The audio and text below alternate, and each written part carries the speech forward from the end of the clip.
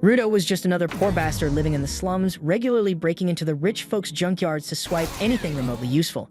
But when he's falsely accused of murdering his foster father and chucked into the pit, where all the world's garbage gets dumped, he finds himself battling monstrous piles of trash to claw his way back up and get some sweet revenge. Then we see the world he lives in is one hell of a divided place. On one side, there's the pristine, picture-perfect city where the rich assholes lounge around living their best damn lives. On the other, there's the filthy slums, home to folks like Rudo. The one thing these two places share is the pit, a festering dump for garbage and criminals alike. The rich toss away barely damaged items without batting an eye, like the snobby mother who casually instructs her daughter to check a puppy toy she literally just bought because it got a tiny scratch. She coldly tells the kid they'll just buy a new one because God forbid something looks slightly imperfect. The daughter agrees, and her mom heartlessly tosses the toy puppy into a garbage chute, sending it straight down to a truck parked in an underground tunnel, headed to the massive trash heap. Little do they know, young Rudo is already lurking around down there, eyeballing whatever goodies these spoiled brats have tossed out. Sneaking into the trash collection area, Rudo slips into one of the storage rooms. But his luck sucks as usual. A nosy-ass guard hears a suspicious noise and immediately bursts in to catch him digging through the trash. Pointing his gun at Rudo, the guard starts shouting, calling him a filthy degenerate who's ruining the city's beauty by hoarding garbage. Rudo doesn't even flinch, having heard worse insults every freaking Sunday. The guard sounds the alarm and reinforcements arrive in no time. Fed up, Rudo hurls bags of garbage at them, and these neat freight guards completely lose their minds at the sight of some raw eggs staining their precious uniforms, freezing up uselessly as Rudo scrambles up the vent and escapes. Rudo pops out of the vent close to the exit, but of course, the gate slams shut right in his face and more guards flood in, guns blazing. But Rudo effortlessly dodges their bullets like a Parker expert and charges straight toward the exit, and he stays perfectly safe because the guards clearly sucks at shooting. Just as he's about to leap over the wall, one lucky shot grazes his arm, pissing him off even more, but he's already out of sight before they can catch him. As the dumb guards waste their time searching for him, Rudo climbs out of a sewer hole, cursing under his breath about the sheer stupidity of guarding literal garbage that nobody else even wants. The following morning, word about the damned garbage thief spreads like wildfire through the city, and of course, all the rich assholes instantly blame it on the slum folks.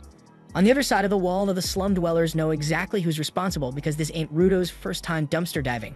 Hell, half of them secretly hope he finally gets caught just so he'll stop dragging their reputation deeper into the shitter. Rudo couldn't care less about their opinions though as he sets up shop, proudly displaying all the fixed-up junk he scavenged. Just then, his friend Chua storms over, pissed off, demanding to know why the hell he risks his neck for a bunch of city people's garbage. He shrugs her off, telling her those rich bastards toss away perfectly good stuff like it's nothing, so he feels sorry for the poor things and figures if he can make some cash off them, that's just a bonus. Chua seems to get it, but right then, three little asshats show up, dramatically pinching their noses and complaining loudly that something reeks worse than a sewer around here. They warn Chua to stay clear of Rudo or else she'll smell just as bad. They roast Rudo's thick black gloves, saying he probably hasn't washed the nasty things since the days of the dinosaurs, and joke that just one touch from those disgusting mitts would give someone a lifetime of rashes.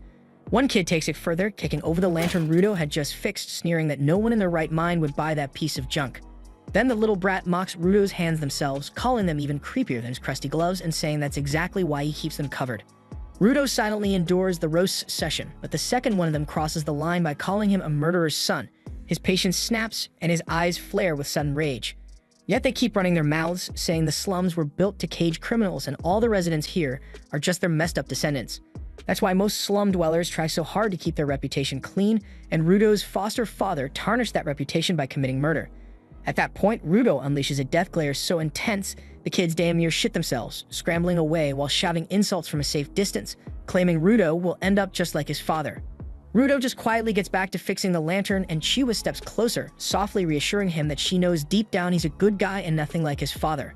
Rudo immediately gets awkward and red-faced at the compliment, but before he even stutter out a thank you, Chua's eyes catch sight of the puppy toy he'd grabbed from the dump last night. Turns out he'd picked it specifically as a gift for her, hoping to finally level up his pathetic-ass charisma stat. But just as he's about to hand it over, Chua's mom storms in, interrupting his moment and dragging Chaiwa away before he can complete his cute mission. After that awkward-ass moment, Rudo heads back home only to find his adoptive dad, Ragto, chilling there waiting for him. Ragto immediately starts clowning him, perfectly mimicking Rudo's nervous fumbling when he tried handing Chua the puppy. Rudo goes bright red, embarrassed as shit because he had no clue Ragto was watching the entire disaster unfold. Ragto laughs it off and says they'll discuss his pathetic love life later, but first he needs to talk about Rudo's latest junkyard adventure. Ragto gently reminds him there's no need to push himself so much, as they're not completely broke. He figures Rudo probably feels indebted because he adopted him after Rudo's biological dad got thrown into that hellhole for murder. Rudo quickly insists that's not how it is. He genuinely thinks of Racto as family and is just doing his part. With a knowing smile, Racto advises him to be equally honest with Chua, causing Rudo to fluster so badly that he accidentally reopens his wound from the gunshot last night. So Racto instantly tends to him, carefully applying first aid and changing the bandages on his hands as well. Looking at his scared-up hands, Rudo remembers they've been screwed up for as long as he can recall. Everyone always judged him for it, and sometimes they'd randomly hurt like hell for no damn reason until Racto hooked him up with those black gloves, which somehow magically eased the pain. After finishing up the bandaging, Racto bluntly tells him he better hurry and confess to Chua before some other asshole steals her away. As they bicker and joke around, some creepy bastard wearing a mask listens silently from the shadows outside, spying on their entire conversation. The following morning, Rudo finally gets off his ass, builds up the nerve to confess, grabs the puppy toy, and heads straight to Chua's place.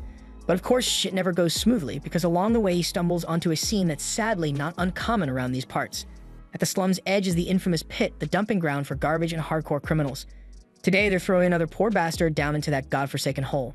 Rudo watches, unable to look away, wondering just what the hell actually happens to people who get tossed in there.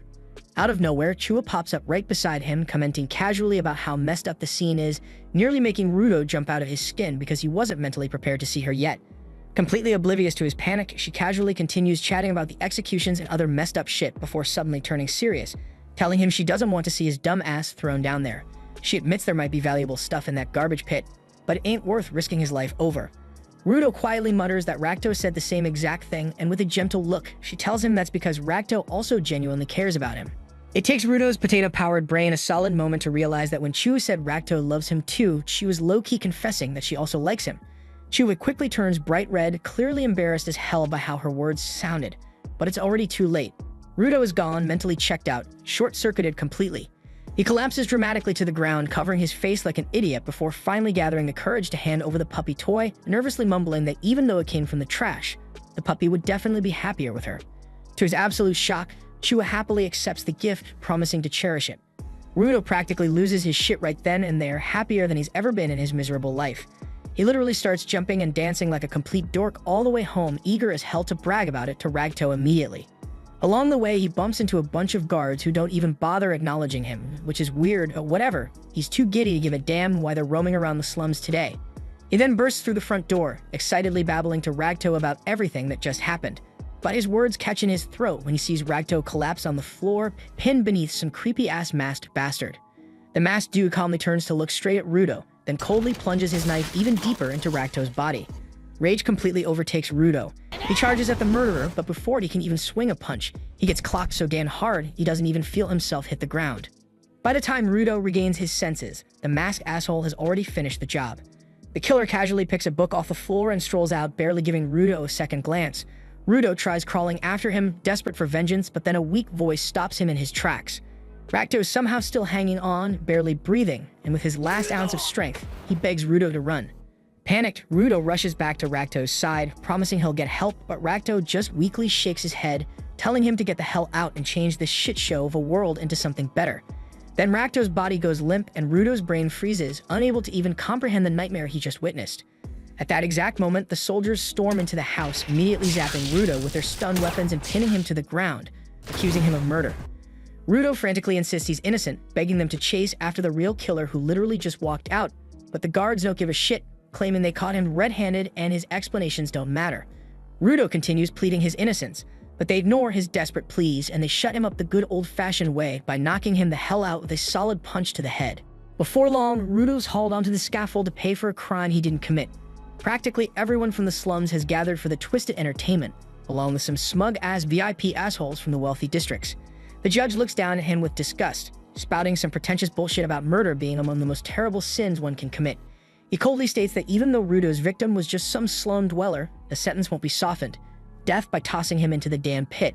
The crowd goes wild with approval, cheering like they're watching a freaking football game. Rudo still can't wrap his head around this nightmare and desperately searches for even one face that believes his innocence. His eyes lock onto Chua standing in the crowd. He shouts at her, desperately pleading that he didn't kill Racto, begging her to find the real bastard responsible. But Chua coldly shuts him down, saying she trusted him once, but he betrayed that trust. She bitterly calls him nothing but a son of a murderer after all, tossing the puppy toy aside as she turns her back on him. Her betrayal cuts deeper than any of the other shit he's been through, and something inside him snaps. Rudo loses his cool completely, furiously yelling back at the bastards, calling him trash. He screams that they're the real garbage here, brainless sacks of meat without the guts or the will to see the truth. He vows he'll drag every last one of them straight to hell. But right then he notices the creepy masked murderer standing casually in the crowd, enjoying the show. But before he can shout out the truth, though they shove him off the edge. The fall feels endless and Rudo eventually blacks out, thinking he's done for good. But luck's weirdly on his side today because he lands in the massive heap of garbage at the pit's bottom, unharmed except for his shattered pride. As he slowly regains consciousness, he wonders how in the unholy hell he's still breathing. Then the smell hits him full force and even a seasoned trash connoisseur like himself gags uncontrollably, almost passing out again from the stench alone. When his eyes finally adjust, he takes in the sheer, endless ocean of filth stretching out in front of him, seeing shit he's never seen before mixed in with familiar junk. He's still wondering what kind of messed up place he's landed in when suddenly an enormous shadow looms over him, blotting out the little light available. Rudo turns around and holy shit, standing before him is a monstrous creature made entirely out of trash, glaring down at him with massive, disgusting fangs ready to rip him apart. Rudo then breaks into a desperate sprint as more monsters burst from the shadows. The three creatures instantly surround him, blocking every possible escape route. In a moment of sheer terror, Rudo finally realizes they're not normal beasts, they're grotesque giants assembled from piles of freaking garbage. He has no clue how something this insane could even exist, or how the hell he's going to survive it. His only option is trusting his instincts and dodging like crazy while he desperately searches for a way out. He suddenly trips over something, the human skull, and horror fills him as he imagines ending up exactly like that lifeless skeleton. He refuses to accept it, yet deep down he's running out of hope. Rage and despair hit him as he curses those bastards who threw him here despite his innocence, asking himself bitterly how things could have possibly gotten this bad. The garbage shifts beneath his feet, causing the ground to give way, sending him plummeting downward into the darkness. He crashes hard, pain shooting through every inch of his battered body, barely able to move.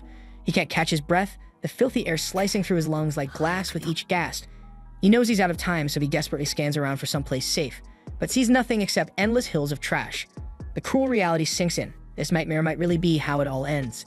He coughs violently, blood spilling from his mouth, proof that his body is beginning to shut down even though his mind refuses to surrender. The creatures move closer, ready to finish him off. Exhausted, beaten, and cornered, Rudo's thoughts drift to his foster father Recto, a good man who didn't deserve to die. Anger and grief fill him again. He can't quit, not now, not before making Recto's killer pay. Right then, something deep inside him wakes up, an unfamiliar but powerful force urging him to stand and fight. Using every bit of strength left, he grabs a metal pipe lying nearby and forces himself to his feet. There's no way he's going down quietly, not until he's found the bastard who framed him, not until he's avenged Recto. With all this fury channeled into one last swing, Rudo smashes the monster back, knocking it violently off balance. Elsewhere in the vast sea of garbage, a peculiar guy holding an umbrella casually observes Rudo's desperate fight through a pair of binoculars, but we'll find out who this dude is soon enough. Back in the heat of battle, Rudo goes full wild mode, swinging furiously, with no real plan except pure chaos. The monster shoves him back, landing a solid hit, but Rudo's adrenaline numbs any pain, and he immediately retaliates by launching his steel pipe straight into the beast's face. Just as he catches his breath, another monster erupts from the trash beneath him, knocking Rudo backward. Now the pain finally hits, blood drips from his mouth, but he's too amped up to stop. He charges forward again, grabbing a sharp piece of metal roofing and violently splits one monster in half. It's a crazy achievement, but Rudo's body is at its absolute limit, and he can't avoid the next beast's attack. But the creature pounds the ground with such force that it catapults Rudo into the air, landing right at the feet of that mysterious guy watching earlier. His stranger has a mask on to handle the poisonous air, and he carries that stupid umbrella even though it's not raining. Without a word, he casually kicks Rudo for literally no reason at all, then finally slaps a breathing mask onto his face, letting him catch some air. Struggling to comprehend what's going on, Rudo immediately begins questioning the man about his identity, their location, and the nature of this bizarre place. But the guy coldly refuses to answer, just telling him to shut up. When Rudo keeps shouting louder like an absolute idiot, demanding more answers, the mysterious man finally snaps and yells back, telling him that this place isn't underground, it's actually above ground. It's just where the whole damn city dumps its endless trash. The guy explains he was only staying quiet to avoid attracting more monsters, but thanks to their loud yelling match, those trash beasts, as he calls them, start emerging again. The stranger informs Rudo that normal weapons won't do shit against these monsters, but luckily for him, this man's umbrella is not some ordinary umbrella. Suddenly, the umbrella morphs into an even crazier version of itself. Calmly and coolly, the guy points at the nearest monster, and with a powerful drill-like attack, vaporizes the beast into tiny bits. Several other trash monsters charge at them, but the guy wipes them all out with a single, ridiculous sweep of his umbrella, leaving Rudo speechless. For a final touch, he unleashes his most powerful attack, dramatically calling out Unbreaker Octashredder, and slices all the remaining monsters cleanly into shreds. With the monsters gone, the strange guy walks back over to Rudo. Once again, Rudo asks who exactly he is, and this time the guy finally removes his mask, introduces himself as Engine, and casually mentions he's a cleaner around here. But clearly, cleaner has a deeper meaning, suggesting he might belong to some mysterious secret group called the Cleaners. The second Engine takes off the mask, the unbearable stench hits him hard, making him choke. He immediately regrets that dumb decision, complains loudly about the horrific air quality, and quickly puts the mask back on. At this moment, Rudo realizes Engine is probably just some random dude like himself, and now that he's gotten at least a few answers, his exhausted body finally lets him pass out again. In his unconscious state, memories flood his mind, taking him back to a time when he was still with Recto. One day, he'd come home soaked and miserable after being bullied by some kids. When Recto asked him what happened, Rudo explained that he told those brats that objects have souls if you treat them well, so they mocked him and pushed him around. Recto asked if he fought back, and when Rudo said no, Recto praised him for it. Rudo then reminded Recto that he himself once said if an object is treated carefully and respectfully for a long time, eventually a soul will inhabit it. Recto walked closer, asking if Rudo truly believed that legend. He admitted that even he, who had shared this belief, didn't know if it was actually true because it was merely a legend passed down with no concrete proof. Still, Recto said he'd rather believe it anyway, that objects, when treated well, could indeed be inhabited by a soul. He gently dried Rudo off, remarking that even the towel could have a soul, or else how could it be so effective at cleaning a person's body? And Recto said that even the gloves Rudo wore could someday gain their own soul and help him out. They laughed together, joking that maybe even toilets could have souls if people treated them kindly enough. But that warm memory is short-lived as Rudo is dragged back into reality, a reality that's even crueler than he'd expected. But at least he's still alive after what just happened. He feels himself chained up and getting roughly dragged across the filthy ground. When he glances up, he realizes the person dragging him along is Engine, the same oddball from before. Engine clearly doesn't give a damn about Rudo's comfort, continuing to drag him mercilessly through the dirt. Rudo wonders if maybe it's finally time to just accept his miserable fate.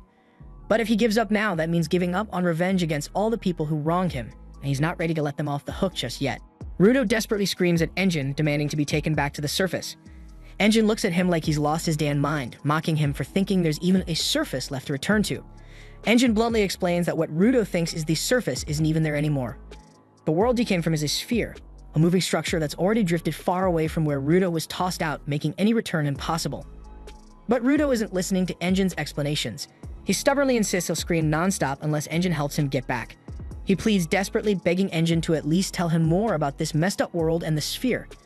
Engine, however, couldn't care less, and he ignores Rudo's begging, continues dragging him in silence, and eventually drops him off near a line of grimy-looking trucks. And without another word, Engine walks away. Rudo, panicked and frustrated, yells at Engine again, but the strange guy doesn't even look back. Rudo slowly turns around and sees a group of strange figures approaching him. At first, he isn't even sure if they're human, just praying they're not another bunch of monsters about to rip him apart. Thankfully, they don't seem hostile, at least not yet. They approach curiously, surprised and amused by the fact that he's still alive. They ask if he's actually from the sphere, and when he confirms it, they excitedly remove their masks and hurry closer. They reveal it's been forever since they found someone from the sphere who wasn't already dead, so seeing one alive shocks them completely. One of them kindly steps forward, pretending to help Rudo by removing the chains. Relieved, Rudo instantly concludes these folks must be better than Engine. But unfortunately, he couldn't be more wrong because these people are far worse. They immediately rebind him tighter than before, roughly chaining him to one of the trucks. Laughing cruelly right in front of him, they talk openly about the huge profit they'll make from selling him. Not only do they plan to sell his body, but they gleefully discuss chopping him up, selling his head, eyes, ears, everything. They mockingly ask if he actually believed they cared, reminding him harshly that everyone here hates people from the sphere. In fact, spherites fetch such high prices precisely because of how much they're despised. You might be wondering why spherites are hated so damn much, and honestly, the reason isn't complicated. The folks up there on the sphere keep dumping all their garbage down here into the pit, poisoning the air, ruining the environment, and turning their trash into deadly monsters. Countless people have lost their loved ones to these creatures, so the hatred toward anyone from the sphere runs deep. One of the men picks up a handful of trash and shoves it toward Rudo, mocking him by saying he better eat it if he wants to stay alive, since they need him breathing to fetch a good price. And once they sell him, they'll gladly pay extra to watch him get tortured. The guy forces a chunk of garbage right into Rudo's mouth. In blind rage, Rudo snaps, biting down viciously and ripping the skin clean off two of the man's fingers before swallowing them whole. He then defiantly grabs another handful of trash and eats that too, telling them he doesn't give a damn about their whining over trash, monsters, the sphere, or anything else, because all he feels is pure fury. Suddenly, his body ignites in an intense surge of red energy. The chains binding him transform into a weapon he instinctively wields. At that moment, he remembers Recto's words that objects, if treated with care, can gain souls of their own and even save you someday. Engine watches silently from a distance, recognizing immediately what's happening. People who can harness souls from objects are known as givers. Realizing what the hell is going on, the injured man desperately orders the others to overwhelm Rudo quickly, claiming givers only have the strength from a single object, so they hurry up and drop the chain from his hand. But they're completely stunned when Rudo grabs a nearby tire and effortlessly draws strength from that as well. Now they realize this isn't just any ordinary giver. He can control multiple objects and he's insanely powerful. Rudo takes them all down one by one, and as he's about to finish off their leader, Engine steps in, grabbing Rudo's arm and suppressing the raging red energy instantly. Rudo regains his senses, confused and disoriented, but recognizes Engine immediately. Engine apologizes for ditching him earlier, saying he did it only to see exactly what Rudo was capable of. Now that he's confirmed Rudo's strength, Engine promises to explain everything about his abilities, the pit, and even the sphere, if Rudo agrees to join the cleaners because they need someone like him badly. It's a pretty tempting offer considering he desperately needs allies and protection in this messed up world, but Rudo remembers his past betrayals and quickly rejects the deal. Apparently, Engine doesn't understand the meaning of the word no, because the next thing Rudo knows, he's getting dragged to a clinic for treatment, while Engine excitedly calls his buddy, bragging that he's just recruited a once-in-a-lifetime genius into the cleaners. Rudo is floored by this revelation since he's pretty damn sure he never agreed to anything. He insists he needs to get back to the sphere immediately, but the creepy doctor, whose eyes are wider than a freaking owl, snaps at him to shut it. The doctor shouts at Rudo for wandering into the no man's land, where even the air itself is literally poisonous, calling him a walking disaster for managing to get kidnapped on top of it. He sternly instructs Rudo to thank Engine since he somehow rescued his sorry ass from two terrible fates in just one day. Rudo silently curses Engine under his breath, then moves on to mentally cursing the creepy doctor, who apparently is actually an old woman and gets incredibly offended when Rudo mistakenly refers to her as an old man. Once she finishes patching him up, she promptly boots both Rudo and Engine out onto the street. Outdoors, Rudo reluctantly thanks Engine for covering the treatment, clarifying that he's only after information on how he can get home. He firmly tells Engine that he doesn't have time to waste joining his little cleaner club or whatever they call themselves, but Engine just sighs in disappointment, mentioning that he'd hoped Rudo would have learned something about how spheroids get treated down here after being kidnapped. He warns Rudo that if anyone else figures out he's from the sphere, he'll regret ever being born, and besides, information in this hellhole doesn't come free. With that, Engine leads him into a desolate dystopian city, yet despite its grim appearance, it's still miles better than the disgusting wasteland outside. Engine even buys him a burger and Rudo devours it without holding back, especially since he threw up all the garbage ingested earlier. He had always imagined the bottom of the pit as nothing but heaps of trash, yet here there are actual cities bustling with people trying to survive. As he's eating, Rudo notices a girl walk into the store and can't help but stare, but before he gets lost in thought, Engine decides to educate him on how things work down here. He explains that garbage isn't the only thing accumulating at the bottom. Emotions also gather here, eventually manifesting into an energy called anima. Those trash beasts Rudo saw earlier are one manifestation of anima, and though they generally stick close to the garbage heaps, occasionally they wander into the cities, wreaking havoc. Engine goes on, saying ordinary weapons can't even scratch the surface of these monsters, because their cores are made entirely of concentrated anima, but Rudo's gloves have the unique power to destroy them. Rudo is stunned by this revelation, and Engine explains that when something gets cherished for a long time, it accumulates anima too, turning into what's called a vital instrument. Vital instruments have the power to destroy a trash beast's core, but not everyone can tap into that hidden energy. Engine reveals that people who can channel that power are called givers, and the cleaners are their group, which is full of these givers who wipe out trash monsters. Rudo then bluntly asks Engine if he'll promise to show him how to return to the sphere if he joins the cleaners, but Engine casually admits he doesn't have the slightest clue. Rudo immediately snaps at him for misleading him, but Engine calmly reminds Rudo that he never said he knew how to get him back. Yet Engine assures him that their boss is extremely wise and might know a way home. Rudo is pissed because now he's stuck needing to meet Engine's boss before deciding anything, but then Engine suddenly asks about his gloves. Rudo hesitantly reveals that his father gave them to him, and they're the only keepsake he has left of him. Engine finally understands why he cares so deeply about those raggedy old gloves and sincerely tells Rudo to take good care of them, because they got a powerful soul residing inside. Rudo feels a wave of emotion, remembering how everyone else always ridiculed him about his gloves. But before the moment sinks in, Engine gets a message and says he has to meet up with a coworker. As Engine starts to leave, Rudo quickly stands up and awkwardly thanks him for everything he's done. In response, Engine casually tosses a pouch of money toward him, warning him to be careful how he spends it. Rudo can't believe Engine is just giving him cash after everything else he's done for him, but Engine brushes it off, explaining it's no big deal because he just sold Rudo's sphere clothes for the money. That's how he could afford his medical treatment and food, so Rudo doesn't even need to thank him.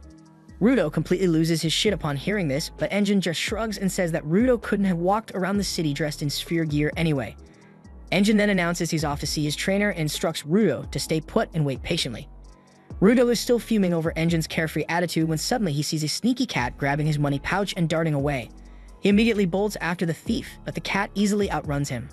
Fortunately, he notices a crescent moon-shaped stick lying on the street and grabs it without hesitation, using it to skillfully stop the cat in its tracks. Just as he finally pins the cat down, the staff's owner suddenly appears, furious at Rudo for trying to swipe his precious stick. Rudo gets baffled and asks what's so special about this dumb piece of wood anyway, which only makes the guy even more enraged. He quickly snatches back his staff and shoves Rudo aside, warning him that he's about to pay for his crimes. But before anything else, the guy gets a bit too intimate with his stick, leaving Rudo utterly confused. At that moment, Rudo spots the cleaner emblem, the same one from Engine's umbrella, and realizes that this guy is also part of the cleaners. The man then activates the hidden power of his staff, turning it into a legit weapon, and takes a swing at Rudo. Thankfully, he intentionally misses since Engine already filled him in about Rudo earlier. Calming down, he introduces himself as Zanka, explaining that Engine asked him to handle Rudo's training. He sighs, saying he never expected he'd have to teach a brat basic manners like not stealing other people's stuff, but Rudo defensively explains that he was just borrowing the stick to get his cash back from the cat. Zanka remarks that Rudo's dad probably didn't raise him right, and that immediately pushes Rudo's buttons, because insulting Recto is the one thing he can't tolerate. Yet, as anger boils inside him, Rudo suddenly recalls something Recto once told him. If you really want someone to hear you out, step back first and try seeing things from their perspective. Taking a deep breath, Rudo admits to himself that Zanka has every right to be mad. After all, he took his precious treasure without asking. He imagines how he'd feel if someone took his gloves even accidentally, realizing it really was his own fault. So swallowing his pride, he sincerely apologizes to Zanka. The guy immediately chills out too, quickly reassuring Rudo that it's no big deal since he got his staff back, and admits he should have reacted more calmly himself. Honestly, Rudo is completely floored by how fast Zanka's personality flipped. Plus, this was the first time he'd ever managed to defuse a tense situation just by talking. He can't help thinking Recto might have actually been right about more stuff than he realized. Zanka then helps him stand up and casually asks about his vital instrument, wondering what kind of ability it has. Rudo replies that his gloves are probably his vital instrument, but confesses he doesn't really know what kind of power they've got yet. Zanka carefully checks out Rudo's gloves and genuinely compliments them, saying they're actually pretty badass. But Rudo is still hung up on how wildly different Zanka suddenly seems. It hits him that maybe it's because he's smiling now, recalling that Recto always told him smiling is key to making friends. But unluckily, smiling isn't exactly in Rudo's skill set, and frankly, he'd probably need a plastic surgeon just to teach him how to properly flex those facial muscles. Even more unluckily, Rudo doesn't know this, so he bravely attempts his best imitation of a human smile, but instead he delivers possibly the most horrifying expression Zanka has ever witnessed on a human face. Zanka immediately snaps again, demanding to know what the hell kind of face Rudo's trying to pull. He angrily asks if he's mocking him with that freakish look, and Rudo defensively questions why Zanka's mad this time, insisting that this was literally the best smile he had in him. Zanka replies that even someone blindfolded would know that abomination wasn't a smile, prompting Rudo to close his eyes and lips this time, hoping it'll look more natural. His expression is marginally less terrifying, but it's nowhere near enough to stop Zanka from being annoyed. Zanka thinks that Rudo must be feeling cocky after Engine called him a genius, so now he's blatantly mocking him. He warns Rudo that he'll never achieve his goals if he keeps acting like a clown. That was exactly the line he shouldn't have crossed. Suddenly, Rudo's mind flashes to his goal of returning to the sphere and fulfilling Recto's final wishes, so he firmly tells Zanka that he's dead serious about all of it. He demands Zanka stop insulting him, prompting Zanka to whip out his weapon again, stating bluntly that they're probably not gonna get along after all.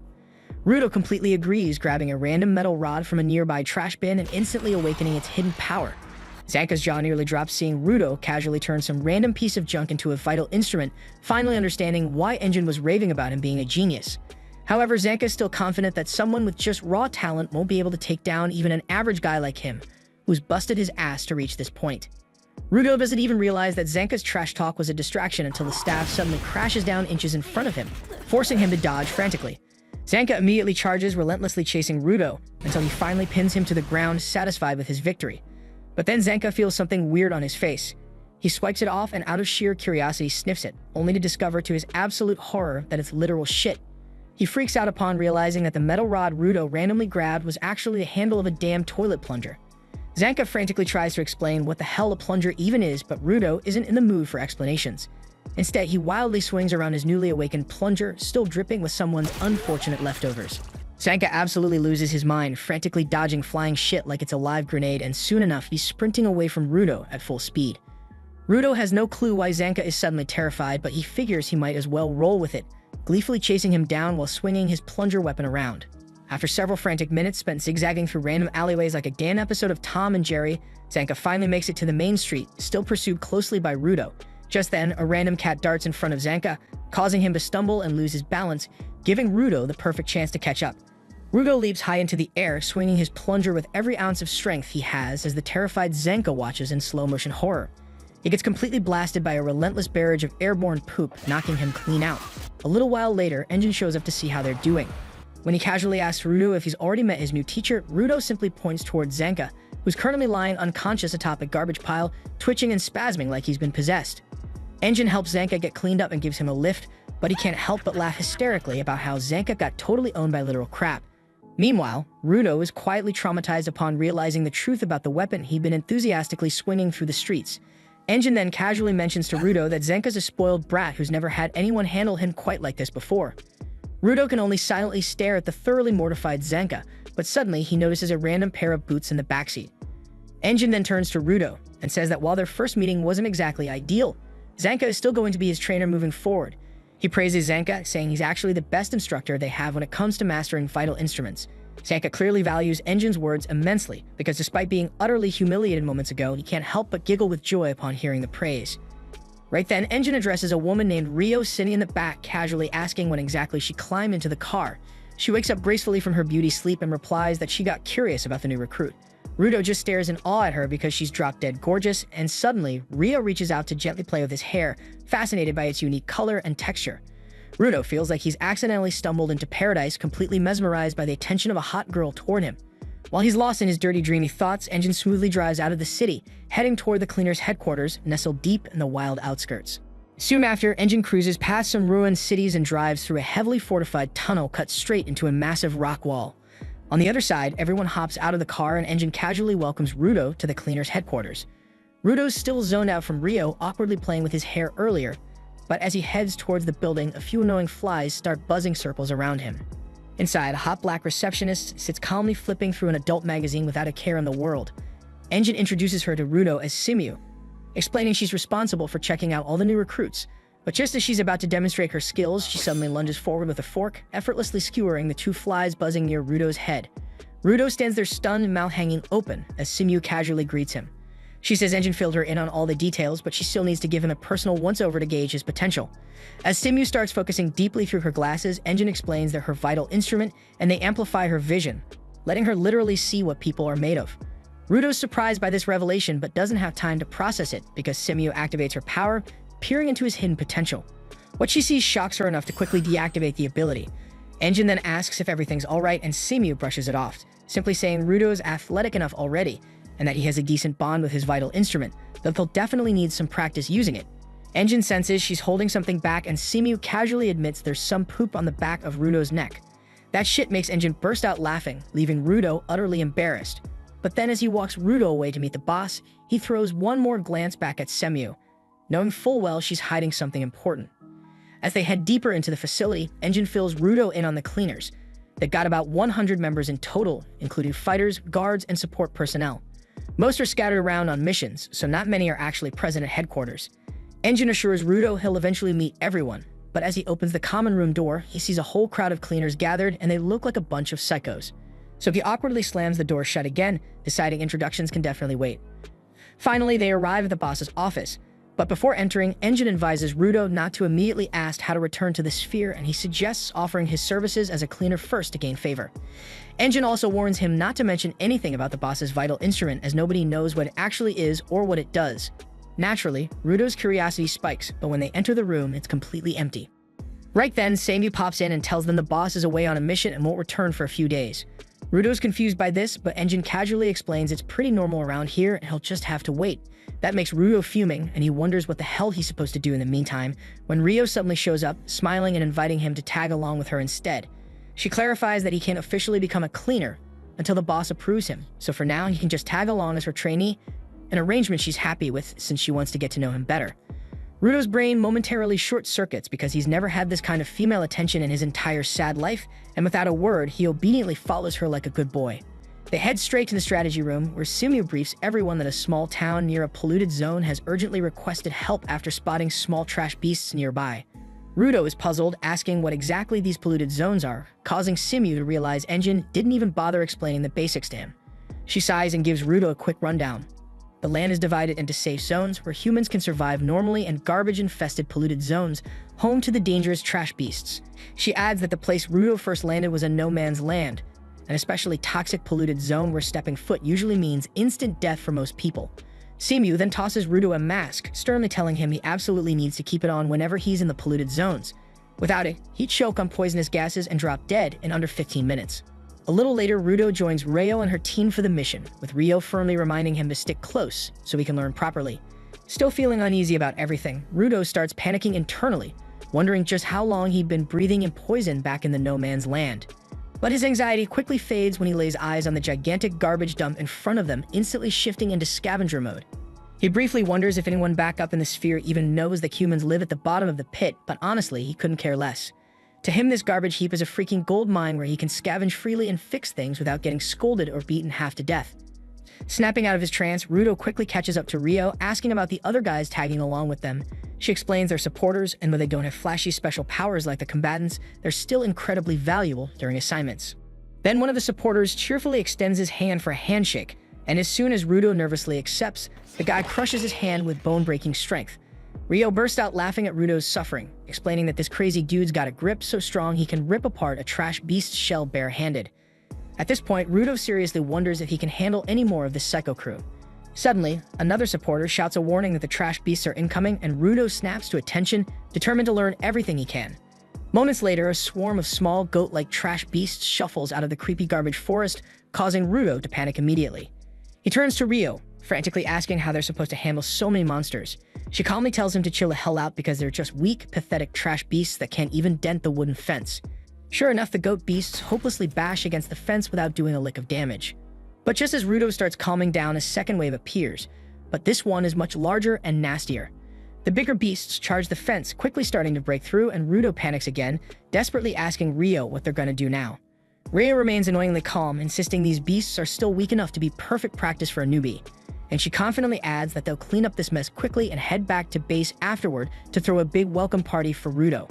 Rudo can't believe how insanely chill Ryo is about risking her life every day against literal monsters, but she bluntly tells him that if he wants to survive up here, he better get a positive outlook real fast. Suddenly it clicks in Rudo's mind that Engine's just the same, and maybe that carefree attitude is exactly what he's been missing this whole time. So he decides right then he'll try to relax a little more. Just as Rudo starts feeling optimistic, an enormous trash beast smashes through the barricade, and even Ryo visibly panics at its sheer size. Rudo desperately looks to her for reassurance that everything's still okay, but instead of fear, Ryo's eyes sparkle with excitement. She exclaims how incredibly stylish the massive beast is, though it's definitely not ideal newbie training material. She's gonna have fun taking it down. She dramatically draws out her scissors, her vital instrument, and Rudo stares at her in utter disbelief. Ryo casually activates the scissors and flings them into the sky, where they transform into massive, razor-sharp blades. She catches them effortlessly with her leg, then charges straight into the horde of monsters, effortlessly slicing through several beasts in one smooth kick. Rudo can't even comprehend what's happening anymore, and the support guy casually explains that Ryo's vital instrument is called the Ripper, and unlike normal folks, she wields those giant scissors using her feet. So Rudo recognizes that everyone has their own unique style when using their vital instruments. Just then, Handshake Guy shouts at Rudo to keep his damn guard up. Rudo notices too late that a level 2 trash beast is charging straight at him, but thankfully, the supporter intercepts it, effortlessly crushing its skull bare-handed before chucking the corpse to Ryo, who slices it cleanly mid-air. Laughing, Ryo shouts for them to toss her more beasts, and the supporters happily oblige, yeeting heavy trash beasts at her like they're tossing baseballs. By the time Rudo finally wraps his head around this madness, realizing this insane teamwork is how cleaners roll, Ryo's already wiped out all the small fry, leaving only the boss monster. The supporters immediately split up, quickly disabling any leftover beasts that might interfere with Ryo's fight. But Rudo suddenly spots a supposedly downed beast waking up, attacking one of the supporters. Without hesitation, Rudo rushes forward, determined to prove his worth so he can finally get the info he desperately needs. He tries to transform the iron pipe he's holding into a weapon, but instead, it morphs into a spiked barricade. Rudo panics, realizing he's forgotten exactly how to control his power since he's only been using it on pure instinct. He struggles to hold the beast back as it pushes down on him, but luckily, Rio appears out of nowhere, effortlessly slicing the trash beast apart. She praises Rudo for following his instincts to protect his teammate, reassuring him he did well. The supporter he saved also thanks him, asking Rio if she finished off the boss. Rio admits she already split the big bastard clean in half, but somehow it's still standing. She's puzzled how it survived since she clearly hit its core, but since it refuses to die, she decides she'll just slice it into tiny, harmless pieces instead. The supporters quickly agree to record data on this new type of trash beast that's somehow resistant to vital instruments, then rush off to warn the nearby towns. Meanwhile, Rio charges at the giant beast, leaving Rudo standing there clueless, wondering why nobody ever tells him what to freaking do. Rio swiftly leaps onto the monster's face, hopping up to its head and effortlessly slicing off all the pipes sticking out, leaving the poor thing bald as an egg. After giving the monster an unwanted haircut, she notices a strange glow beneath her feet and realizes it must be the monster's core, which it desperately tried to hide. But before she can stab it, the trash beast goes berserk, violently shaking enough to toss her aside, reattaching the pipes to its head and furiously slamming its jaw into the ground. Rio somehow clings on, but then the beast suddenly turns its attack towards Rudo and the supporters. Rudo stands frozen in fear as he sees a barrage of metal pipes heading straight for him. Luckily, the pipes miss him by inches, but the ground beneath him collapses, sending him plummeting. As he falls, despair grips him, and he wonders what the hell he's even doing here. At this rate, he'll never get revenge on those bastards in the sphere or for Recto. Darkness creeps into his mind, but right then, the supporter guy catches him, pulling him back from the brink of hopelessness. He lifts Rudo onto his shoulder, scolding him that if he's got a damn goal, he shouldn't freeze up, he should run straight towards it. He tells Rudo to learn from supporters who don't even have powers but still keep moving forward without whining. Just then, Rudo sees Rio attacking the monster again, and judging by its screams, she's definitely found its weak spot. Rio leaps high above the beast before dropping like a meteor onto its head, piercing it with her scissors and ripping out the core. When she hits the ground and crushes the core beneath her, the trash beast instantly disintegrates into ash. The supporter rushes over, asking her how she killed it. Rio says she stabbed something other than the core and pulls out a small cardboard cutter, claiming this thing was powering the beast. The support guy nearly loses it, realizing that the cutter is a vital instrument and there's absolutely no way a trash beast should have had something like that. Meanwhile, the leader of the bandits who plan on selling Rudo suddenly wakes up groggy in a dimly lit room.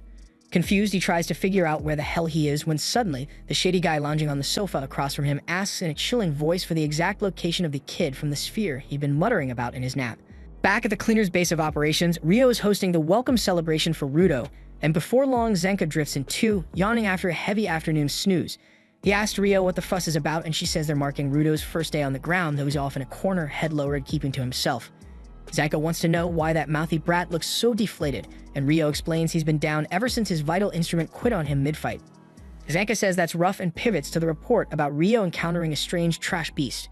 She confirms it, saying that rather than an enema core, the creature's heart was a vital instrument, a discovery none of them anticipated and nothing their training covered.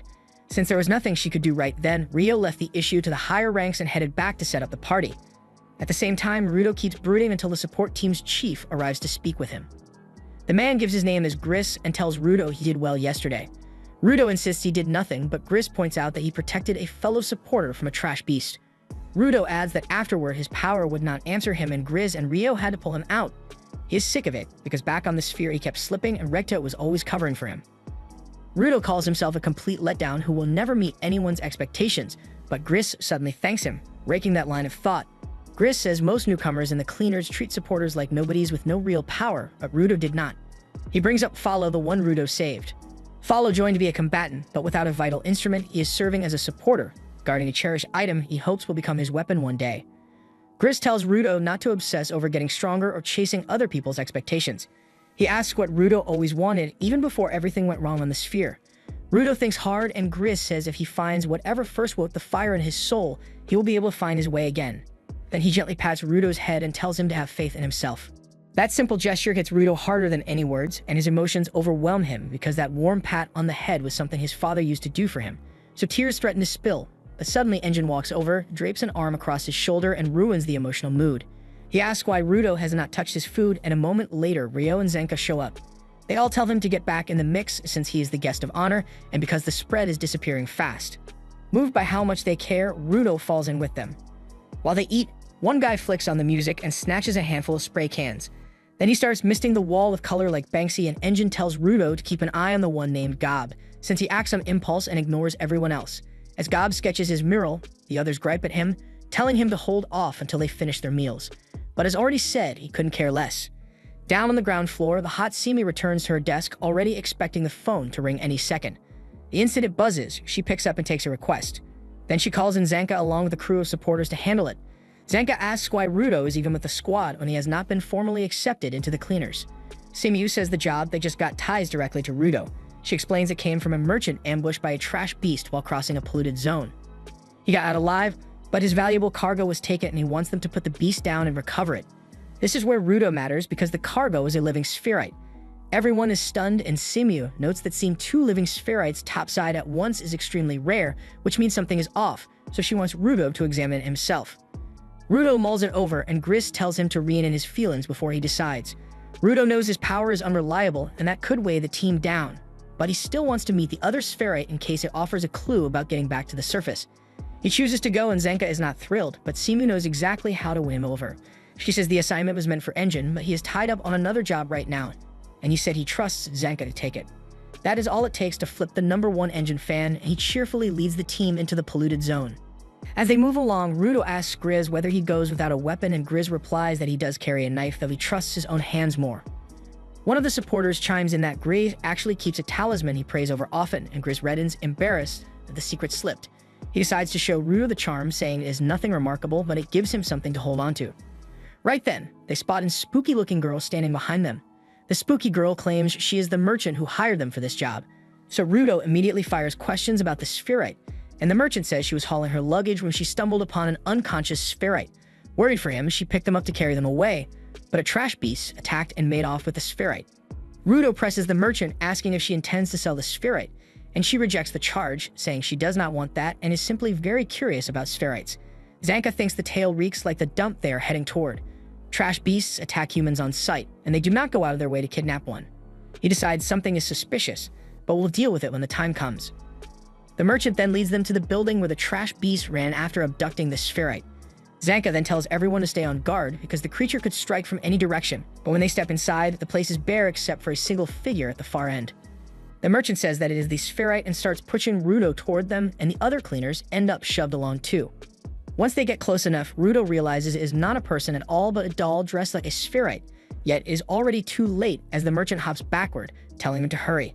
The very next moment, the floor beneath Rudo's feet turns to mud, and the whole group plunges to the level below. They ask themselves what just happened, and the merchant asks whether they are all right. They answer that they are fine and ask what this place is and where the spherite is. The merchant gives a creepy laugh and points at Rudo, saying he is the spherite. Then she turns to mud and melts away. Right then, 2 voices hail a spherite giver, and a pair of violet electric glows glide toward them out of the dark. Zanka pieces it together on the spot, mostly because of those purple crackling lights. He knows the crew behind this are the raiders, and they are not even pretending to hide that they intend to snatch Rudo from the cleaners. Rudo, thrown by this new bunch of oddballs, hears Gris explain they are this world's bandits, and the part that makes them lethal is that all of them are givers too. He orders his squad to carve out an exit, while he and Follow will shield Rudo. He assigns Zanka to deal with the 2 raiders alone, and though Zanka hesitates, he sees there is no alternative. The supporters bolt the other way at once, and Gris tells Rudo to stick with them. Rudo says he can handle a pack of bandits himself, but Gris warns him not to discount the raiders, especially when they do not know what gifts they carry. Elsewhere, Zanka needles the raiders, saying he always figured they would come for Rudo, though he did not expect them to track him this fast. He asks if they intend to sell him, since a living spherite could fetch enough coin to retire in comfort. The raiders laugh and say they are not planning to sell Rudo. Rather, they are hungry for knowledge about the sphere, and a spherite is the best source they could ask for. They want answers to a lot of things, especially how he crossed the barrier and lived. Zanka is curious about the barrier claim too, but he decides to finish the raiders quickly. He says that since they orchestrated this whole setup, he does not need to worry about a trash beast. The female raider answers that he still needs to worry about the mud dolls she can create whenever she likes, and Zanka says he can swat weak targets like that with his eyes shut. He then snaps his staff to life and starts wiping out the mud dolls, but the male raider blends into the decoys and strikes from behind. And Zanka barely twists in time before the punch slams him hard into the column. Once more, the man ducks into an earthen decoy, and the female raider sneers that cleaners only ever brawl with trash beasts, so they have no clue how to handle people. She tells him this is the last round of Find the Real One he will ever play, and Zanka braces himself and throws in everything he has. He keeps smashing the clay puppets, yet the male raider keeps slipping in and punching him from behind. Zanka is boxed in now, and when he lunges for the female raider to put her down, his feet shoot out on a mud trap she laid beforehand. She says he is the only fighter in the crew who can challenge her, and once he drops, the rest will be helpless. She says his loss is only a matter of time, but Zanka barks that if she wants to keep running her mouth, she should start a podcast. He adds that at first he figured she was steering the mud puppets with that shovel, while the guy used his vital instrument to dish out the damage. And after watching them a bit longer, he realizes that the first raid was off. The man is just throwing punches, and his vital instrument looks like the snowshoes that let him move freely on solid footing. Now the smooth footwork despite all the muck underfoot makes sense, and he jeers at the pair, calling them a perfect little combo. The woman snaps at that and tells him to shut up, which he absolutely does not. He says he may lack experience fighting people, but he understands his own vital instrument far better than they do. That is why he can pull off things they cannot, and she lunges at him. Zanka then slams his staff into the floor, sending a wave of sound rolling through the chamber. He reads the changes in vibration as it ripples through the mud effigies, and the moment it runs through the one hiding the male raider, he pins his location. He bursts forward at full tilt and drops the man with a single hit, then clips the female raider as well. As she blacks out, her creations collapse at once, and Zanka mutters they were nothing but rookies. But suddenly, the raider's leader materializes behind him and says he should try someone stronger if he is still unsatisfied. At the same time, Rudo and the support squad reach the egress door at last. Grizz swings it open to reveal a stairwell leading up, and he orders the other supporters to head upstairs and call for reinforcements while he stays behind to see if Zanka is alright. A moment later, a figure comes rushing their way, so they assume it's Zanka, thinking he has already finished off the raiders. Instead, it's the enemy boss in the flesh. The boss starts studying Rudo closely with a measuring stare, verifying that the target is indeed him. He then vaults onto the doorway and pulverizes the surrounding masonry, sealing the exit as he identifies Rudo as the Spherite Giver. Grizz cautions that Rudo is under the cleaner's protection, and crossing him makes you the enemy of all of them. The man shrugs off the warning, saying his atrocious sense of direction is the only reason he arrived late. He adds he never intended to give them this much breathing room and starts strolling toward them. When Grizz asks about Zanka's whereabouts, the raider waves him off again and tells Rudo someone wants a word with him. The raider then wrenches off Rudo's mask, pointing out that there aren't any trash monsters here. When Rudo presses about Zanka, he says he went easy on him and only knocked him out, though the poison is probably giving him a rough time. He triggers his vital instrument, the rings on his fingers unfurling into razor claws, and warns Rudo to come quietly. Both supporters dive at him at once to try to hold him down, but he shrugs them off and slams them hard to the floor. As the boss readies his claws again, Grizz steps in front of Rudo, swearing to defend his crew at any price. The boss lowers the talons and sneers about the cleaner's so-called weak supporters, claiming they're useless and can't protect a thing. Rudo tells Grizz to fall back since Grizz is unarmed against the raider and insists he can handle the boss himself. The boss asks Rudo to promise he won't get angry and claims he has already killed Grizz with an attack too quick for anyone to see. He then drives those claws more through Grizz and declares that wimps like him are utterly useless. As Grizz collapses, his lucky charm slips free and tumbles, so Rudo snaps out a hand and grabs it. Rudo's mind snaps back to the day Recto came home and caught him smashing his forehead into the wall like a madman, blood streaming down his face. After laying the little boy down, Recto asked why he'd done that. Rudo answered that Recto had taught him never to hurt other people. Watching the boy turn that rule on himself gave Recto a pounding ache, yet he sat beside him and asked what pushed him this far even after the ache in his hands had faded and he had started keeping away from everyone. Rudo said there was no single trigger, only a hateful knot lodged in his damn head, and even if someone asked, he could not explain it. Hearing that, Recto understood. The boy believed his parents had thrown him away and now thought he is worthless, and a child like him wasn't built to carry feelings that heavy. When Rudo asked what worthless even meant, Recto decided first to patch him up and then take him outside because a big slice of his despair came from having nothing amusing to do. He told Rudo to go explore and try everything, until he found something that truly made him happy. He hyped him up, saying a day would come when that empty room was crammed with things he loved, then made him promise to warn him ahead of time if he ever planned on bringing a girl to the house. They then headed to Backwater Village's library to read for a while, and afterward Recto tried to teach him soccer, but the soft-hearted kid felt sorry for the ball and just patted it. Next they gave cooking a shot. Rudo turned out to be excellent at slicing vegetables, so excellent he cut straight through the cutting board, a total epic fail moment. Recto was simply pleased to see some spark in him, and there was plenty of time to figure out what truly fit. Right then Rudo spotted a villager tossing junk and asked what the man was doing. The discarded item fascinated him so much that he shoved through the doorway and dove straight into the dumpster. By the time Recto caught up, the boy was sobbing hard and clutching the object, leaving Recto unsure which feeling had grabbed him. Rudo sobbed that it was awful to throw away something with his whole life ahead of it just because it was a little broken. He kept shouting that he wanted to fix it, and Recto realized Rudo wasn't simply projecting his own hurt. He genuinely saw value in things everyone else had already labeled trash. Back to now, Rudo awakens the power sealed inside Grizz's lucky charm, and Grizz, still clinging to life, finally grasps why he himself could never get it to respond, because until this moment, no one truly understood what the charm was. Rudo's gift doesn't merely convert stray items into vital instruments. Rather, it draws out their buried, authentic worth. He reshapes the charm into a defensive armament crowned with a single, oversized eye, and instead of panicking, the enemy practically salivates at the sight. Fascinated, the raider asks if this is Rudo's own vital instrument, pressing to learn every last detail. Follow then hauls Grizz towards safety and tries to administer quick first aid. Rudo recalls that Grizz is the reason he discovered what he genuinely wants to do. Without that push, he would still be adrift. With that in mind, he plants his feet and prepares to hit the foe hard. The raider boss says he loves strong givers and extends his clawed hands, introducing himself as Jabberwonger. Jabber chirps that he's here to have some fun and asks Rudo's name. Once the introductions are out of the way, he lights up like a madman, shouting that the two of them should tear each other apart, then he rockets straight at Rudo. On the other side, Follow struggles to prop Grizz up, but the blood won't stop pouring. Watching Rudo fight, Grizz realizes he couldn't act before because his emotions had fogged his purpose, but now nothing is left to distract him. Back in the clash, Jabber springs backward and clings to the wall, taunting Rudo and asking why he isn't advancing. Rudo tells him to come to him instead, and the raider obliges, vaulting over Rudo with a crushing strike. He hits the floor a heartbeat later because Rudo has already slipped out of the way. Jabber follows with a storm of swipes, yet Rudo evades every last one. When Jabber finally demands to know why none of his blows land, Rudo answers that Grizz prayed for everyone returns safe and sound. Safe means unhurt, so he's prioritizing defense to keep every hostile strike from touching him. Jabber scoffs that Rudo's vital instrument looks like it only boosts his ability to evade, and he scoffs that it is worthless if Rudo cannot hit back. Rudo points out the thing Jabber has missed from the start. He hasn't shifted a single step, yet every blow keeps whiffing. The only one racing around is Jabber, which means Rudo is reading every pattern before it happens. When Jabber barrels in again, Rudo triggers his vital instrument and locks him in place. Because the talisman isn't an offensive tool, he follows with a clean, driving punch because fists were Grizz's weapon of choice and Rudo means to honor his buddy. Blood threads from the raider's nose, but he cackles anyway, impressed that Rudo used that ominous device to steer the exchange and finish with bare knuckles. Rudo reminds him he was the one begging for fun, and he's happy to oblige until Jabber is nothing but trash on the floor. The taunt sets Jabber off. He sneers that Rudo must be heartless to feel no guilt about being merciless, and Rudo answers that Jabber alone earns that exception.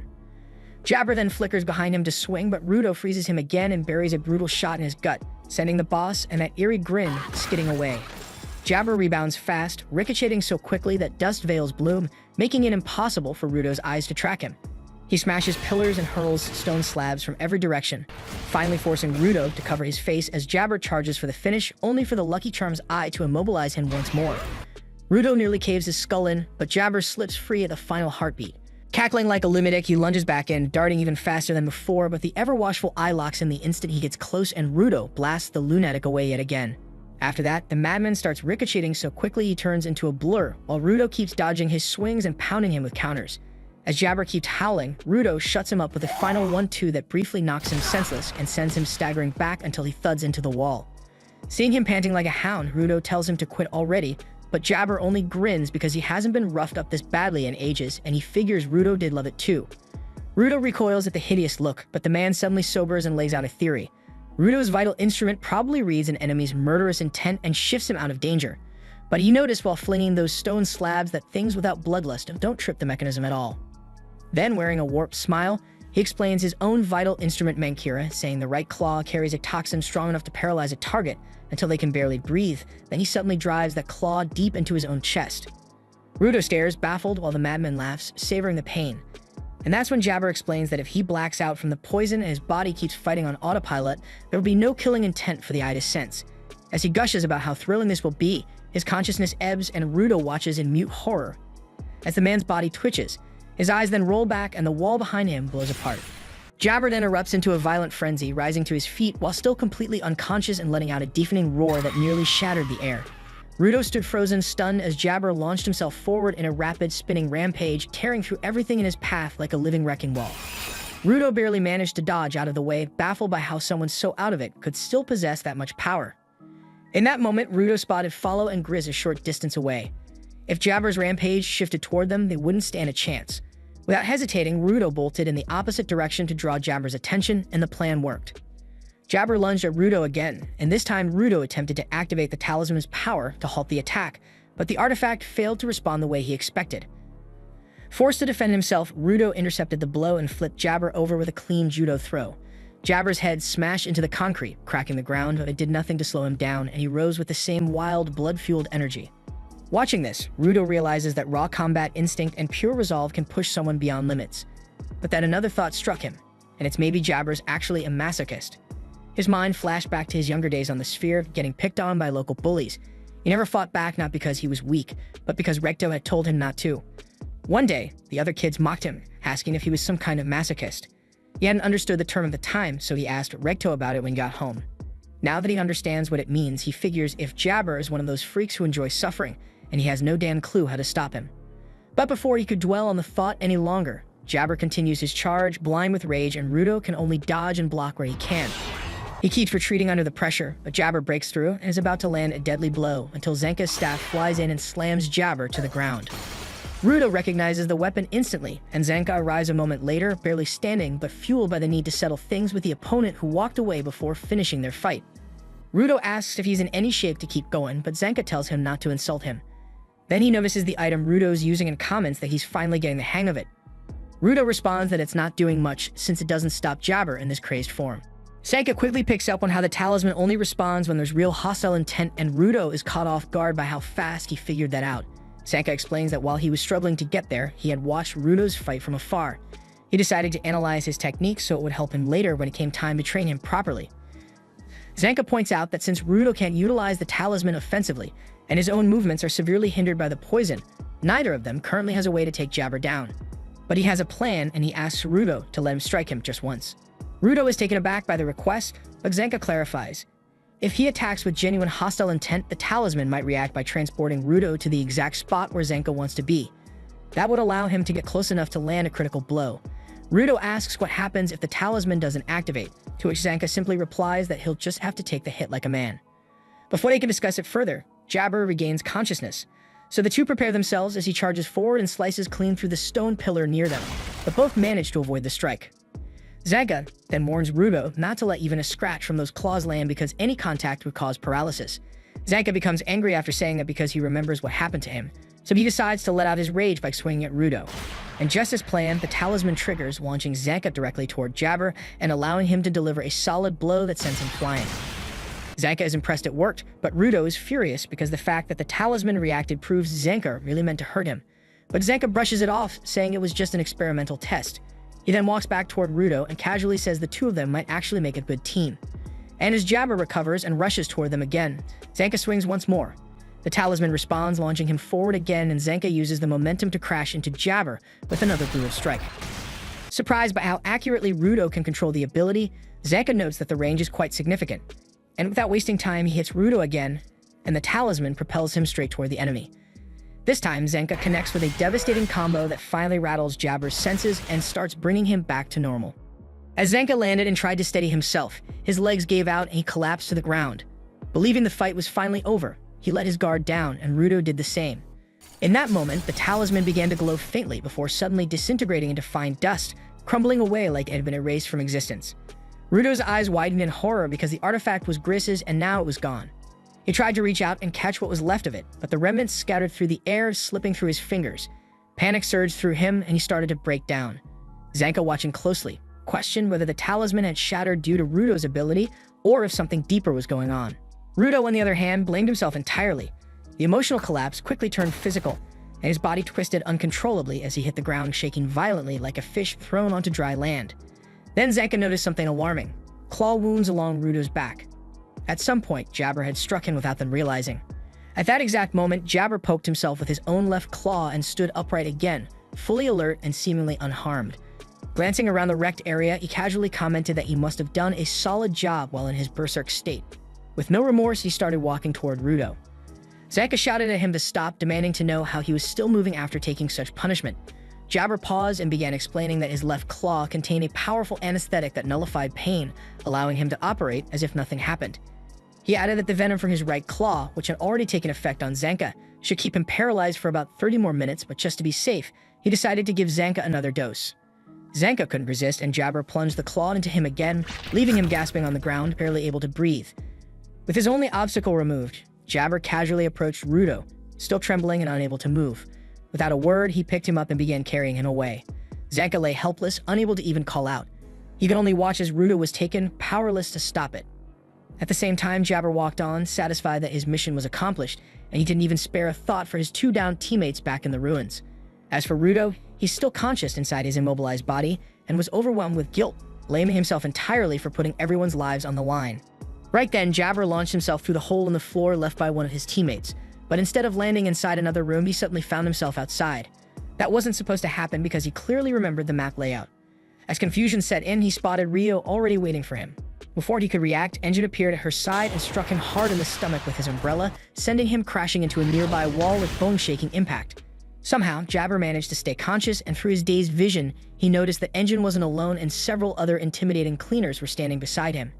It turned out the support staff who escaped earlier had sent out a call for help, and Engine's group had been close enough to respond just in time. One of the support members anxiously asked if Gris and the others might have been killed. Engine reassured her that they were tougher than that, and they wouldn't go down so easily. He then instructed her to assemble a team and go rescue them. Meanwhile, Jabber began shouting at the group, clearly overwhelmed by their presence. He admitted they looked terrifying and that he wasn't in any shape to fight, and the sense of powerlessness only thrilled him more. Engine, visibly disturbed, realized in that moment that Rudo had been going toe-to-toe with a total masochist this whole time. Rio dryly commented that Rudo looked better than she expected, while some of the other cleaners muttered that he looked even worse than they had imagined. The big guy gets pissed off, saying it was unacceptable for someone to harm one of their own, but another member immediately told him to shut it, annoyed by his loud reaction. Engine then stepped forward and told Jabber that he was under arrest and would be taken in for questioning. He asked if Jabber really believed he could go after the cleaners and then disappear into the shadows like nothing happened. That only makes Jabber more excited, and he blurts out if they're gonna throw him in some lifelong cell where he has to scheme up an escape plan all by himself.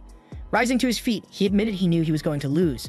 Still, he had orders to bring Rudo back, and he wasn't going to return to base as a failure, even if it cost him his life. He activated his weapons once more, bracing for a final clash. But just as he was about to charge, someone grabbed him from behind in a tight embrace, whispering for him to stop. Jabber instantly recognized the one holding him back, and it was one of his fellow operatives. He told her to let go, insisting he still had a mission to complete, but she quietly reminded him that their time was up and there was nothing more they could do now that the cleaners had arrived. Still unwilling to back down, Jabber remained fixated on his objective. But then she mentioned that their boss had been smiling with a genuine wide smile. That comment made him freeze in place, and she tightened her arms around him, keeping him from making any reckless moves. After a moment's hesitation, Jabber finally gave in and agreed to retreat. As he stepped aside, a shimmering manhole-shaped portal appeared in the wall behind him. Turning back to the others, Jabber calmly announced that he was leaving. He asked them to pass along his regards to Rudo, assuming the poison had knocked him out by now. But to his surprise, Rudo was still conscious.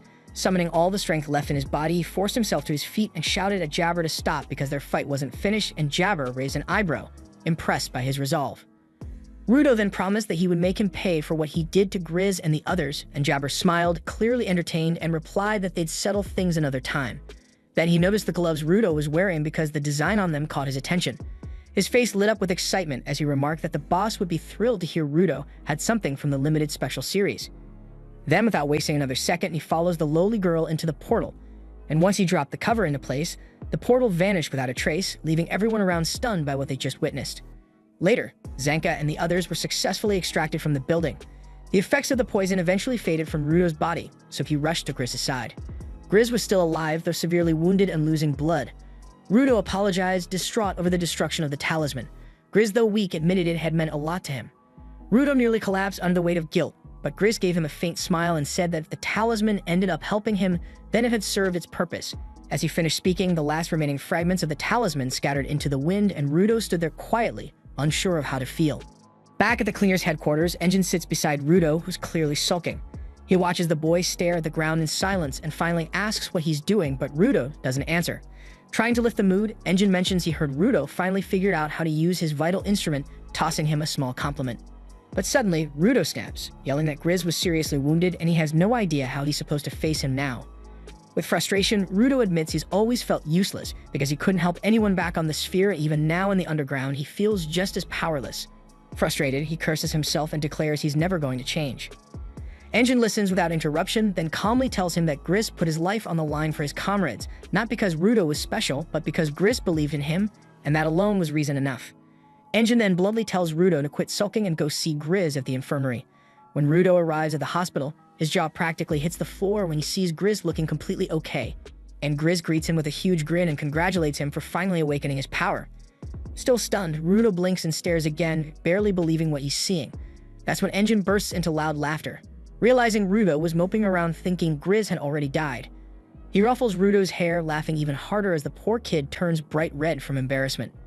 Rudo fires back that anyone would have thought Grizz was a goner after taking damage that severe, but Grizz chuckles and explains he was saved thanks to the top-tier medical team at Cleaner headquarters and, more importantly, thanks to the quiet girl standing next to his bed.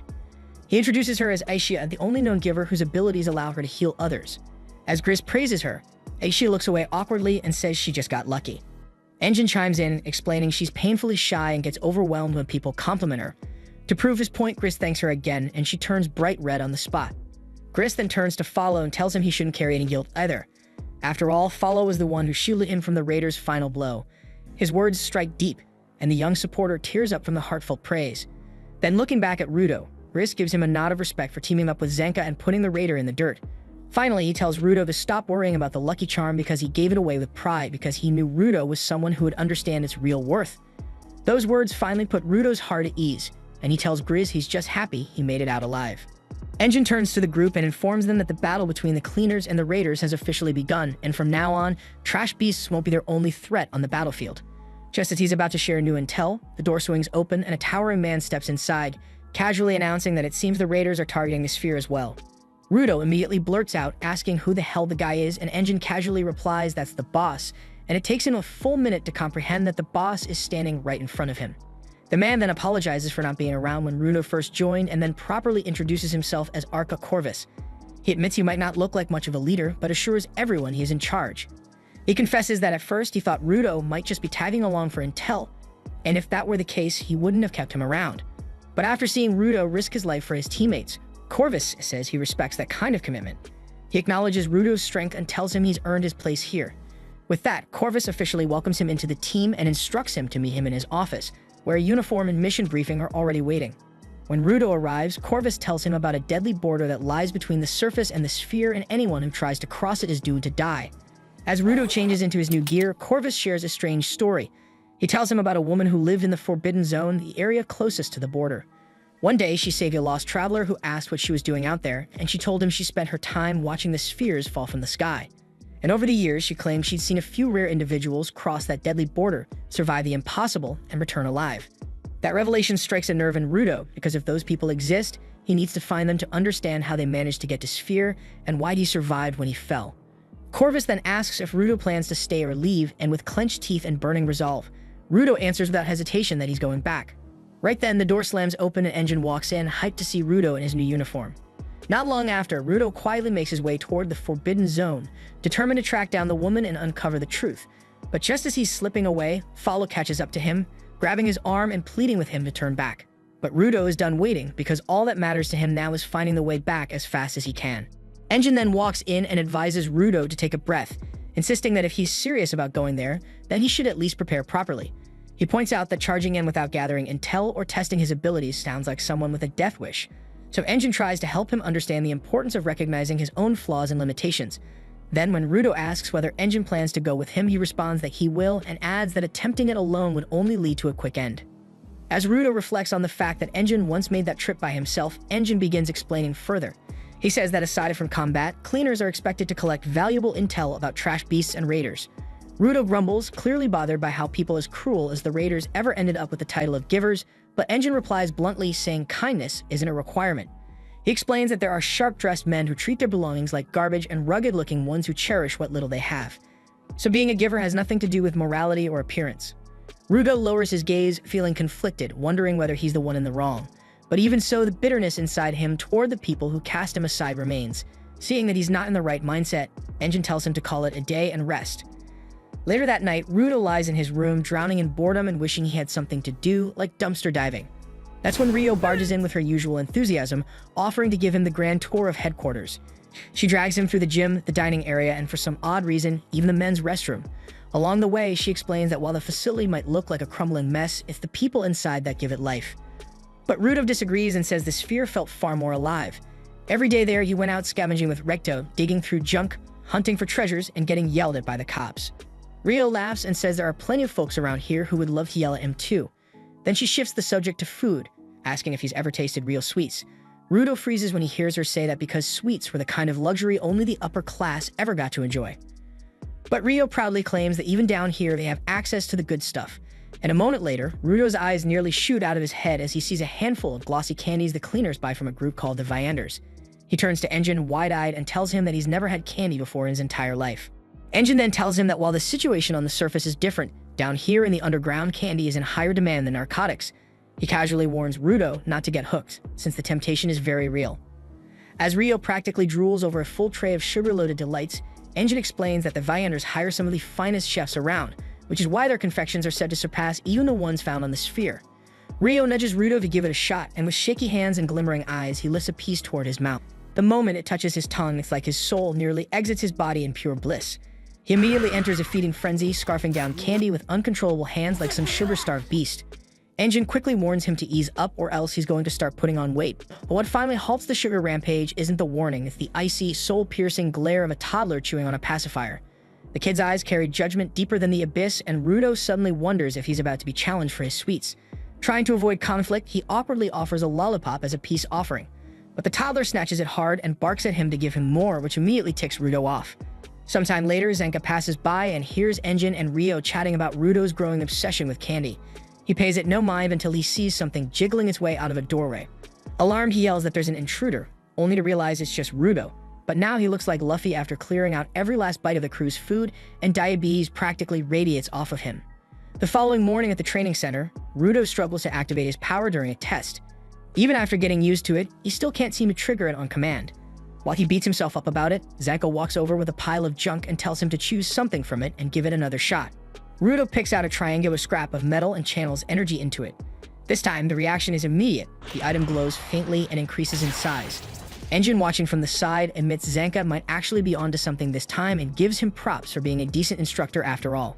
Zanka then proposes that Rudo push things further by trying to weaponize multiple items at the same time, and to everyone's shock, it actually works. First a teapot, then a worn-out doll. But as soon as Rudo pulls out a third object, blood begins dripping from his nose and he drops to the ground. Engine immediately notes that this mirrors what happened before, and his nosebleed must be a sign that his gloves are simply too high in quality for his body to handle. He explains that the more someone cares for something, the more value it accumulates, and in turn, the greater power it holds when converted. Alongside raw strength, the resulting ability is also influenced by the user's intent, memories, and emotional connection. Zanka starts speculating aloud, assuming Rudo must have been taking care of those gloves since he was a kid. That would explain the absurd quality, but even then, he can't shake the feeling that this level of backlash is still excessive. The idea makes him uneasy, and his thoughts start spiraling into the possibilities of deeper item mechanics. Rudo, still catching his breath, pushes back on that theory, and he says if that's true, then why do most of the things he weaponizes end up breaking? But when he crafts something on the spot, those items stay intact, so he starts wondering if maybe there's a time limit involved. Rio steps in with a smile and offers a different perspective. She suggests that maybe it's because those discarded things have no lingering regrets. She says it seems like Rudo's ability draws out the full worth of items that were once abandoned, and when he reuses them, they finally fulfill their purpose, and that release might be why they vanish afterward. Zanka agrees and brings up how the talisman disintegrated the moment Rudo felt a wave of relief after their battle. Engine adds that Rudo didn't technically break Grizz's talisman or any of the weapons he creates. Instead, Rudo is tapping into what's left of them and pushing that value to its limit. Hearing that, Rudo glances down at his gloves and realizes something. His ability was never about destruction, it was always about honoring what remained. Rio, clearly thinking along the same lines as Zanka, brings up how Jabber mentioned the gloves being part of a series, and that implies there could be others like them out there. While Rudo is still trying to wrap his head around that, Rio encourages him to give the gloves a proper name. She says she already named hers, and Engine nods in approval. Elsewhere, Kthumni and Jabber finally return to their boss, who's already rambling about the cleaners, the city of art, the desert altar, vital instruments, equipment series, and something he calls the Watchman series, which he appears to be wearing himself. At night, Rudo is quietly scrubbing his gloves, wincing from the pain in his hands, and when he steps out of the washroom, he's stunned to find Rio sprawled out across his bed, while exposing her missiles in the back. His mind practically short-circuits at the hot site, and he blurts out, asking her what the hell she's doing there. Rio calmly explains that her room is just one floor up, and she could clearly hear him groaning and muttering like he was a teen girl in agony. Concerned, she decided to slip into his room through the window to check on him. Everything makes sense now, and Rudo relaxes a bit. Rio asks if he was in pain because of the awful-looking injuries on his hands. He instinctively hides his hands behind his back and tells her that they hurt a lot less when he has his gloves on, but they still need washing every now and then. She studies the marks on his skin and says they look even worse than third-degree burns. When she asks how he got them, Rudo replies bitterly that she should go ask his bastard parents, and she understands right away. With a dry chuckle, she mutters that parents pass down a lot of things and trauma usually tops that list. The following morning, Engine brings Rudo in to meet the boss, who mentions that while they're still waiting for his full face to be ready, Engine should handle the remaining prep work. Rudo is puzzled by the phrase, and Engine explains that full face refers to the standard issue mask that every cleaner wears when entering no man's land. Engine then pulls out his own mask to show Rudo and explains that their masks are custom-made by an in-house artist. But the problem is that the artist got the attention span of a fly and shuts down completely if anyone even hints at a deadline. And now he's currently working on Rudo's mask, but who knows how long it'll take. Corvus then says they'll proceed with the next part of the prep, which involves placing a spell on Rudo. That only adds to Rudo's confusion, until a hot black chick explains that the garbage zones are filled with unpredictable dangers, so to boost the odds of survival, another artist draws protective spells on each cleaner. And the boss gives the artist total freedom to paint whatever he wants, so he occasionally decorates the HQ walls too, but lately he's been off working in another city. Engine tells Rudo that he's heading to the city of Graffiti Canvas Town to track down this eccentric painter, and he's assembling a full squad for the trip. Alongside him are Zenka and Rio, Gris, and Follow, and a few members from his own crew, and he introduces them to Rudo one by one. Normally, they take 5 supporters per mission, but since No Man's Land is a higher risk zone, they're cutting down the number of support members to just 3 elite picks and increasing the count of givers instead. Right then, a towering man named Delman arrives, and Rudo is immediately thrown off by his sheer presence. Without warning, Delman starts shouting right into Rudo's face, saying he's heard his backstory and it ticks him off that the people living in the sphere discriminate between humans. He claims to respect fiery types like Rudo and attempts to recruit him into his own squad. But before anything escalates, his partner Tamsi shows up and steps in to stop him. Tamsi calmly reminds him that since Engine already brought Rudo into his team, it's not right for them to poach him. At that moment, Engine walks over and casually tells Delman to give one of his iconic motivational speeches. As Delman grinds his teeth and gets ready, Zenka quickly covers his ears just in time.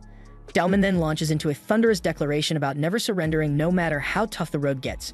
The energy is wild, and after standing around looking lost for a few seconds, Rudo ends up getting swept into the moment, screaming right along with the rest of them like an idiot. But once everyone piles into the vehicle headed for Canvas Town, the energy vanishes and silence fills the car. Before long, their destination appears on the horizon and Rudo's eyes widen in awe. Even from far away, the city looks like one massive piece of artwork. As they pull up to the gates, Rudo notices the outer walls are completely covered in graffiti. Still, what really grabs his attention is the giant dome structure at the center. Tamsi explains that most cities have protective domes to shield them from the garbage constantly falling from the sphere, because even a single chunk of litter from up there can be deadly. Rudo feels a pang of guilt, but Tamsi tells him not to blame himself. The real fault lies with the ones who throw the trash down in the first place. Meanwhile, 2 men standing at the gate are struggling to get into the city. Even though the entrance looks wide open, they keep bumping into something invisible, an unseen wall stopping them. Just then, Engine and his group walk right through the gate like it's nothing. The 2 outsiders stare in confusion, and so does Rudo.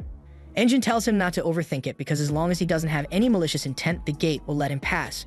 Rudo takes a step forward, walks straight through, and realizes instantly that the 2 getting stuck are probably up to no good.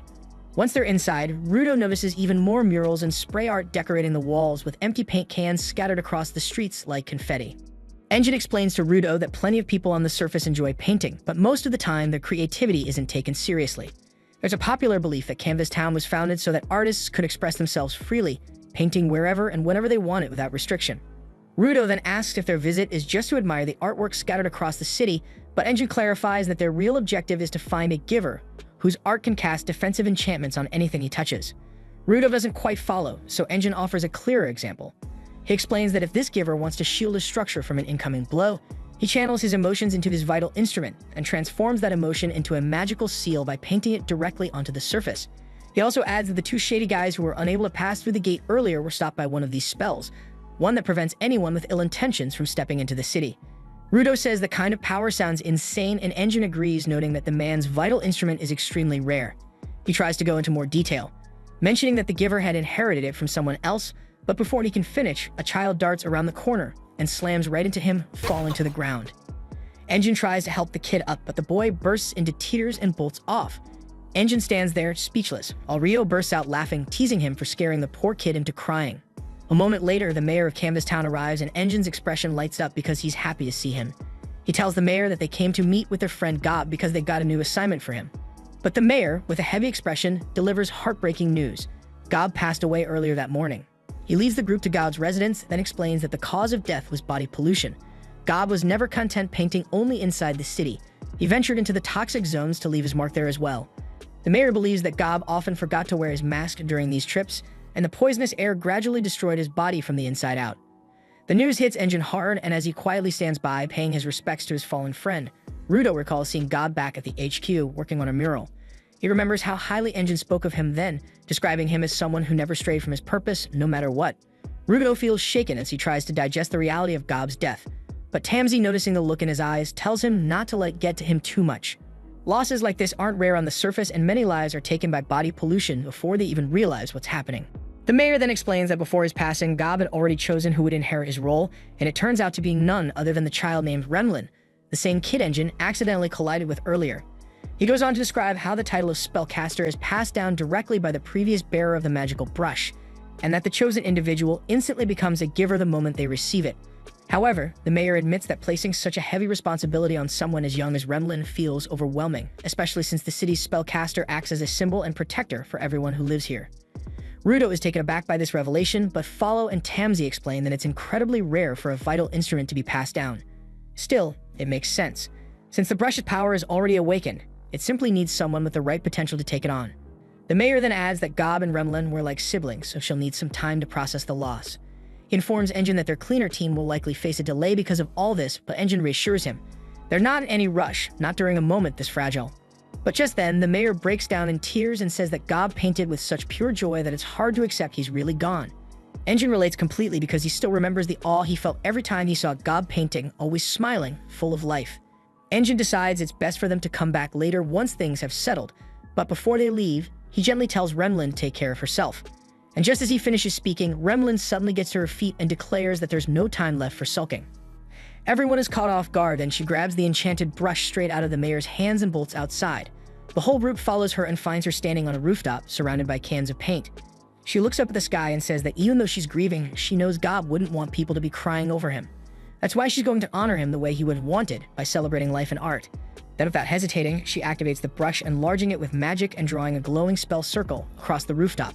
And within seconds, the paint cans transform, morphing into fireworks launchers powered by the enchantment. As streaks of color shoot into the sky and explode into vibrant shapes, the people of Canvas Town begin flooding the streets inspired by the display. With renewed spirit, they rush to grab their brushes and paints, pouring their emotions into murals across the city. Remlin watches it all while her eyes shine and says that this is exactly the kind of farewell Gob would have loved. And as Rudo stands there, watching beneath the lights of the fireworks, he can't help but be filled with amazement. This was the end of episode 9. Subscribe to not miss the next episode.